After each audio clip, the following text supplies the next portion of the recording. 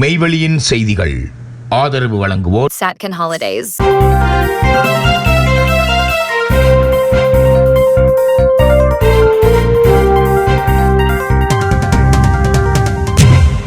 வணக்கம்.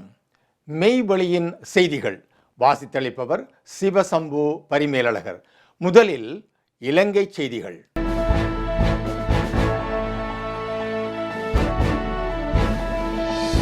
மத்திய கிழக்கில் நிலவும் போர் பதட்டம். ஜனாதிபதி அனுரவுக்கும் இந்திய பிரதமர் மோடிக்கும் இடையில் தொலைபேசி உரையாடல். ஜனாதிபதி அனுரகுமார திசாநாயக்காவுக்கும் இந்திய பிரதம மந்திரி நரேந்திர மோடிக்கும் இடையில் தொலைபேசி உரையாடல் ஒன்று இடம்பெற்றுள்ளது.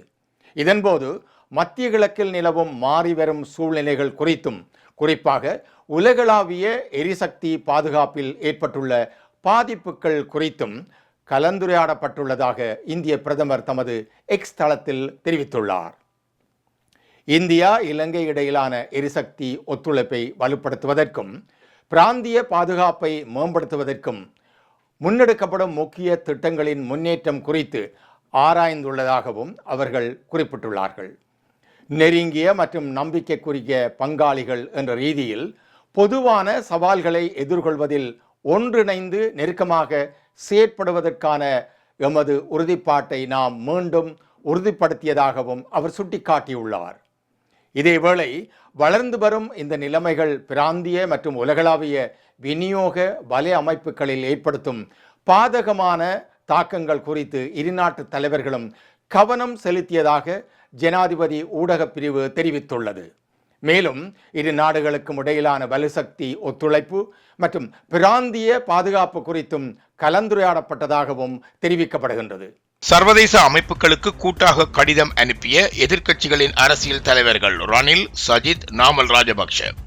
இலங்கையில் சட்டத்திறனிகள் மற்றும் பொதுமக்களின் பாதுகாப்பு தொடர்பில் பாரதூரமான நிலைமை ஏற்பட்டுள்ளதாக வலியுறுத்தி எதிர்க்கட்சிகளின் அரசியல் தலைவர்கள் முன்னாள் ஜனாதிபதி ரணில் விக்ரமசிங்க, எதிர்க்கட்சி தலைவர் சஜித் பிரேமதாசா மற்றும் பொதுஜன பெரமுனவின் தேசிய அமைப்பாளர் நாமல் ராஜபக்ஷ ஆகியோர் சர்வதேச தொழில்முறை அமைப்புகளுக்கு கூட்டு கடிதம் ஒன்று அனுப்பி வைத்துள்ளனர்.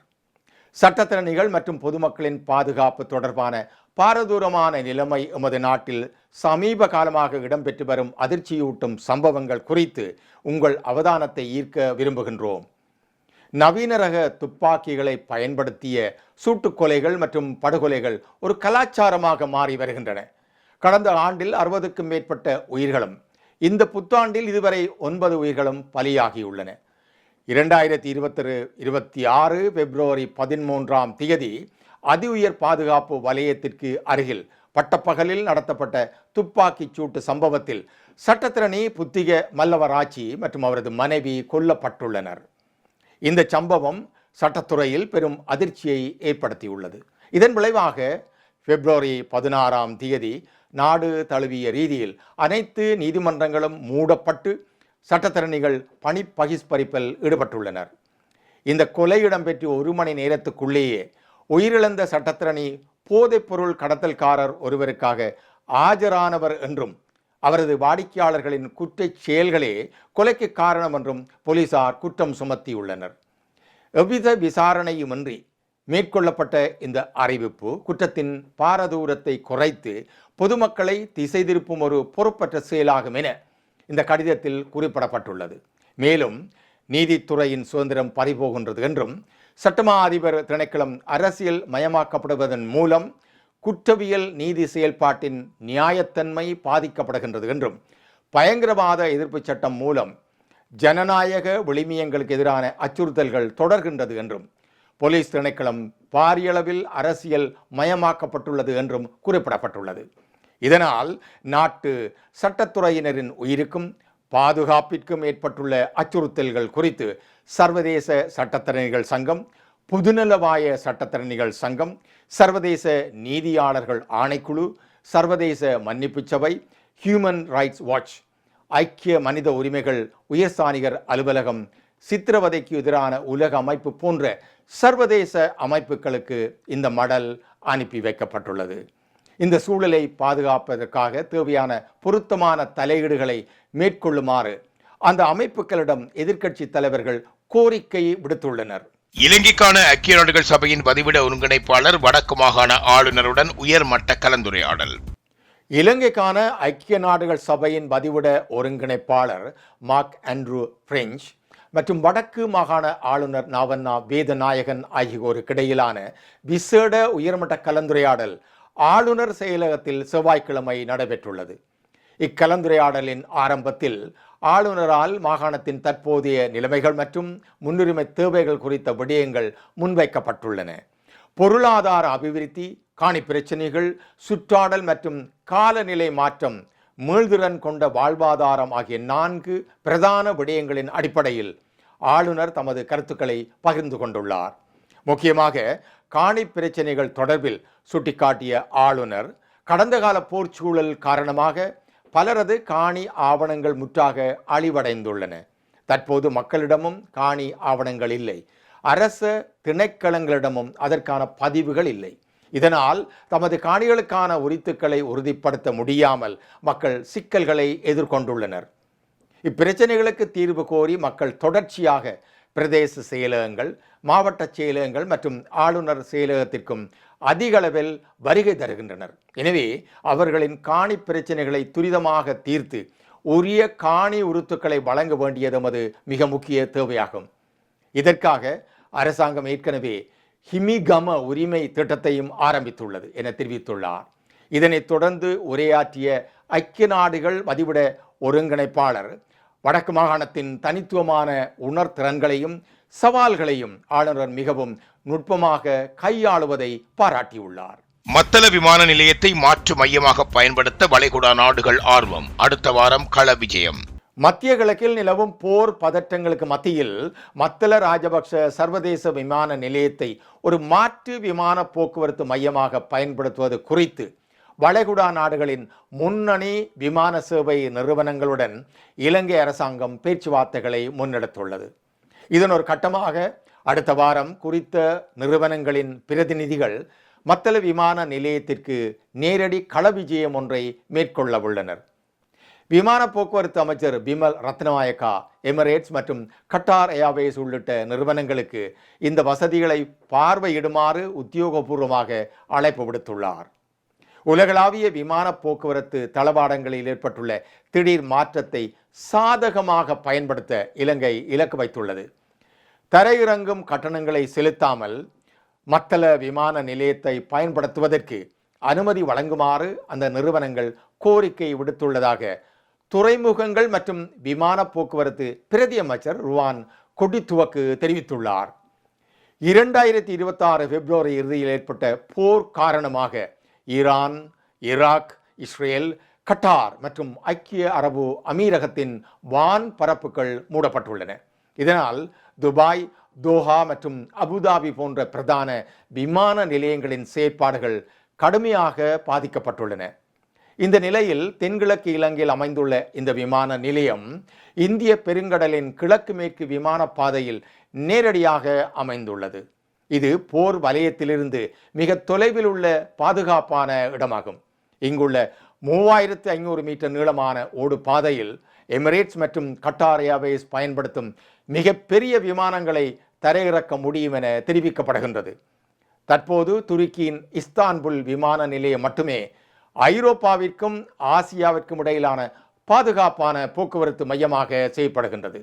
இதனால் அங்கு கடும் நெரிசல் ஏற்பட்டுள்ள நிலையில் மத்தள விமான நிலையம் போன்ற ஒரு மாற்று மையம் வளைகுடா நிறுவனங்களுக்கு அவசியமாகியுள்ளது குறிப்பிடத்தக்கது. வடமராட்சி கிழக்கு பகுதியில் திட்டமிட்டு கொண்டுவரப்பட்டு விடப்பட்ட யானைகள்.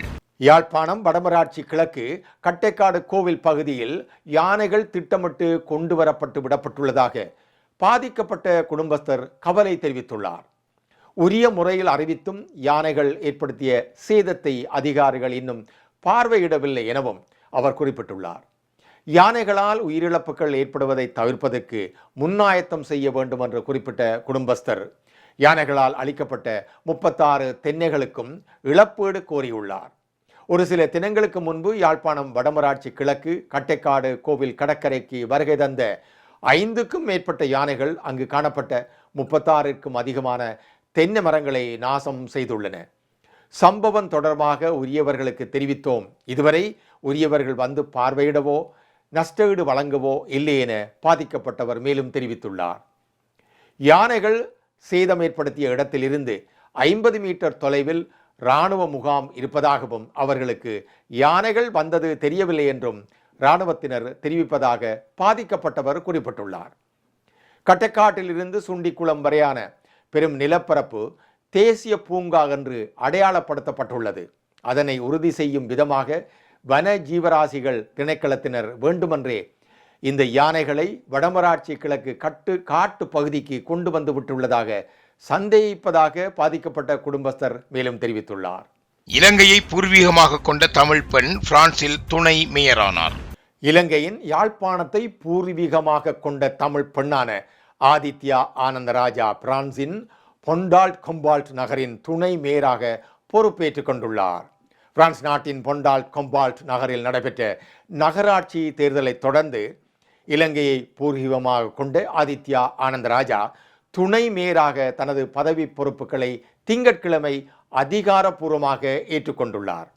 யாழ்ப்பாணம் ஊர்காவற்றுறை பகுதியைச் சேர்ந்த இவரின் இந்த வளர்ச்சி வெளிநாடுகளில் வாழும் இலங்கை தமிழர்களுக்கு பெருமையை ஏற்படுத்தும் முக்கிய நிகழ்வாக பார்க்கப்படுகின்றது. இளம் வயதிலேயே அரசியலில் ஆர்வம் கொண்ட ஆதித்யா ஆனந்தராஜா 19வது வயதிலேயே நகரமன்ற உறுப்பினராக தெரிவு செய்யப்பட்டு தனது அரசியல் பயணத்தை ஆரம்பித்தவர். தொடர்ந்து பொது சேவையில் ஈடுபட்டு மக்களுடன் நெருக்கமாக செயல்பட்டதன் பலனாக தனது 25வது வயதில் துணை மேயர் பதவியை அடைந்துள்ளார். அவரது இந்த முன்னேற்றம் இளம் தலைமுறையினருக்கும் அரசியல் மற்றும் பொது சேவையில் ஈடுபட்ட ஊக்கமளிக்கும் சிறந்த முன்னுதாரணமாக கருதப்படுகின்றது. மேலும் பல்துறை சமூகத்துடன் இணைந்து செயல்படுவதிலும் உள்ளூர் நிர்வாகத்தில் மாற்றத்தை ஏற்படுத்துவதிலும் அவர் முக்கிய பங்காற்றுவார் என எதிர்பார்க்கப்படுகின்றது. செய்திகளில் இனி வருவன இந்திய செய்திகள். Discover the magic of Sri Lanka with Satkin Holidays. From breathtaking beaches to ancient temples, we offer curated travel itineraries for every kind of traveler. Our experts design the perfect journey, tailored to your needs and interests, ensuring you make the most of your time in Sri Lanka. Experience Sri Lanka's vibrant culture, pristine nature, and world-class hospitality with Satkin Holidays. Book your unforgettable adventure today with Satkin Holidays.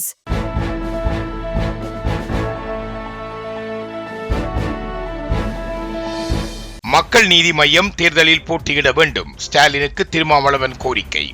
மக்கள் நீதி மய்யம் தேர்தலில் போட்டியிட வேண்டும். தொகுதிகளின் எண்ணிக்கை எதுவானாலும் அவர்களுக்கென ஒதுக்கப்பட்டுள்ள டோச் சின்னத்தில் போட்டியிட அனுமதிக்க வேண்டும் என முதல்வர் ஸ்டாலினுக்கு விடுதலை சிறுத்தைகள் கட்சியின் தலைவர் திருமாவளவன் வேண்டுகோள் விடுத்துள்ளார். இது குறித்து அவர் வெளியிட்ட அறிக்கையில் திமுக தலைமையிலான மதச்சார்பற்ற முற்போக்கு கூட்டணியில் தொகுதி பங்கீடு நிறைவு பெறும் தருவாயில் உள்ளது. அடுத்து எந்த தொகுதிகள் என்பது குறித்த பேச்சுவார்த்தை தொடங்க உள்ளது. இதுவும் மிக இலகுவாக விரைவாக நடந்தேறும். இந்நிலையில் திமுக கூட்டணியில் மக்கள் நீதி மய்யம் போட்டியிடாமல் கூட்டணியை ஆதரிக்கும் நிலை எடுத்திருப்பது ஏற்புடையதாக இல்லை.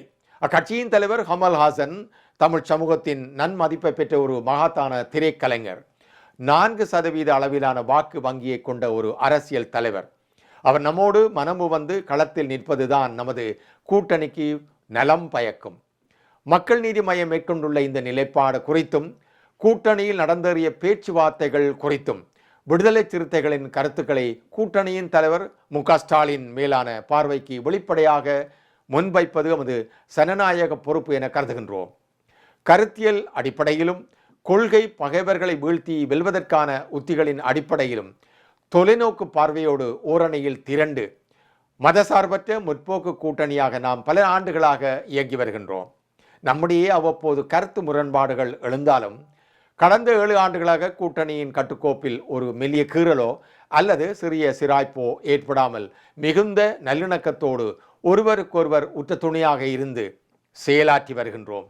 இதற்கு தங்களின் சகோதரத்துவமான நல்லிணக்கமான அணுகுமுறையே அடிப்படை காரணமாகும். மக்கள் நீதி மய்யம் இத்தேர்தலில் போட்டியிடாது என முடிவெடுப்பது அவரது பெருந்தன்மையாக இருக்கக்கூடும்.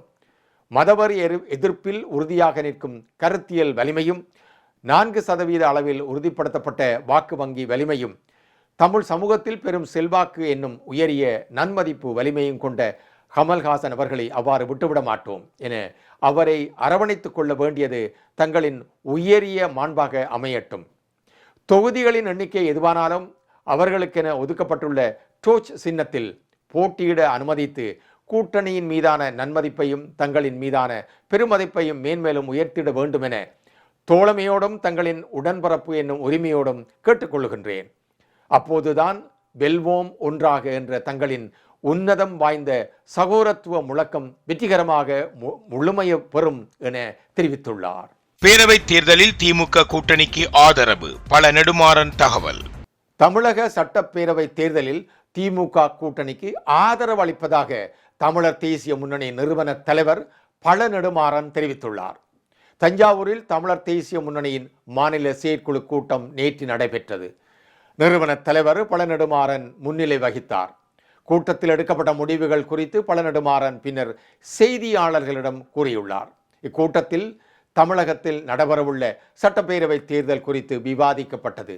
இதில் தமிழ் மற்றும் தமிழ்நாட்டின் நலனுக்கு எதிராக செயல்படுவது, இந்தி மற்றும் சமஸ்கிருத மொழியை தமிழகத்தில் திணிப்பது, இந்து மதவாதத்தை தூக்கி பிடிப்பது போன்ற நடவடிக்கைகளில் ஈடுபடும் பாஜக தமிழகத்தில் பல கட்சிகளுடன் கூட்டணி அமைத்துள்ளது. இந்த பேர் அபாயத்தை முறியடிக்க வேண்டியது தமிழர்களின் முதன்மையான கடமையாகும்.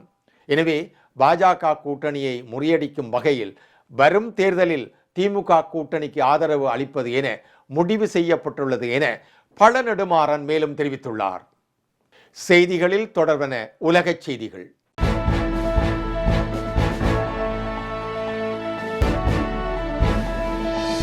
பதற்றத்தை தணிக்க பேச்சுவார்த்தைகளில் நம்பிக்கையுடன் ஈடுபடுங்கள், ஈரானை வலியுறுத்திய மேக்ரோன். நடந்து வரும் போரை முடிவுக்கு கொண்டு வருவதை நோக்கமாக கொண்ட பேச்சுவார்த்தைகளில் நம்பிக்கையுடன் ஈடுபடுமாறு ஈரானை வலியுறுத்தினார் பிரெஞ்சு அதிபர் இமானுவேல் மேக்ரோன். ஈரான் அதிபர் மசூத் பெசஸ்கியுடன் தொலைபேசியில் பேசிய போதே மேக்ரோன் இதனை தெரிவித்துள்ளார். பதற்றத்தினை தணிப்பதற்கு வழிவகுக்கவும் ஈரானின் அணு மற்றும் ஏவுகணை திட்டம் மற்றும் பிராந்தியத்தை சீர்குலைக்கும் அதன் நடவடிக்கைகள் தொடர்பாக சர்வதேச சமூகத்தின் எதிர்பார்ப்புகளை பூர்த்தி செய்யும் ஒரு கட்டமைப்பை வழங்கவும் ஈரான் நல்லெண்ணத்துடன் பேச்சுவார்த்தைகளில் ஈடுபட வேண்டும் என்று நான் அழைப்பு விடுக்கின்றேன் என்று மேக்ரோன் செவ்வாயன்று எக்ஸ் தளத்தில் எழுதியுள்ளார்.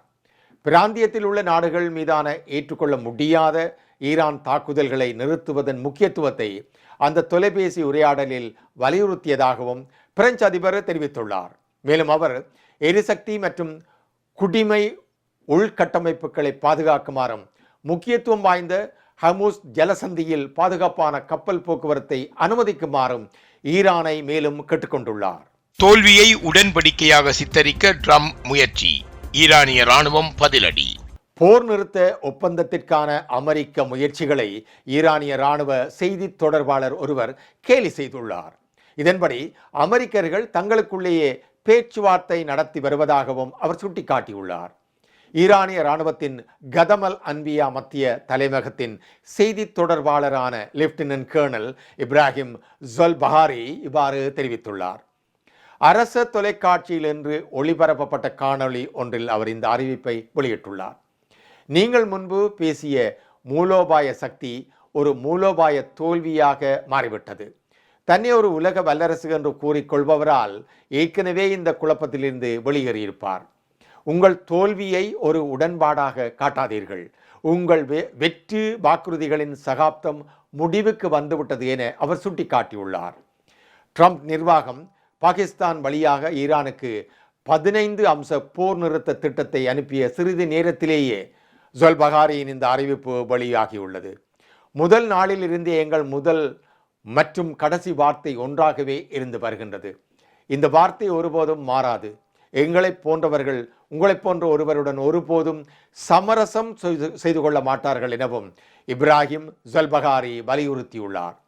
நமது ஆயுதப்படைகளின் வலிமையான கரத்தால் இப்பகுதியில் ஸ்திரத்தன்மை உறுதி செய்யப்படுகின்றது எனவும் அவர் தெரிவித்துள்ளார். இந்நிலையில் எங்கள் விருப்பம் நிறைவேறும் வரை எதுவும் வழமைக்கு திரும்பாது. ஈரானிய தேசத்திற்கு எதிராக செயல்படும் எண்ணம் உங்கள் ஊழல் நிறைந்த மனங்களிலிருந்து முற்றிலுமாக துடைக்கப்படும் போதுதான் சாத்தியப்பாடுகள் ஏற்படும் என அவர் மேலும் தெரிவித்துள்ளார். இத்துடன் மெய்வழியின் செய்திகள் நிறைவு பெற்றன. தொடர்ந்தும் மெய்வழியின் மேலதிக செய்திகளை பார்வையிட www.மெய்வழி.com என்ற இணையதளத்தை பார்வையிடுங்கள். மேலும் மெய்வழி ஆப்பையும் பதிவிறக்கம் செய்து கொள்ளுங்கள். வணக்கம்.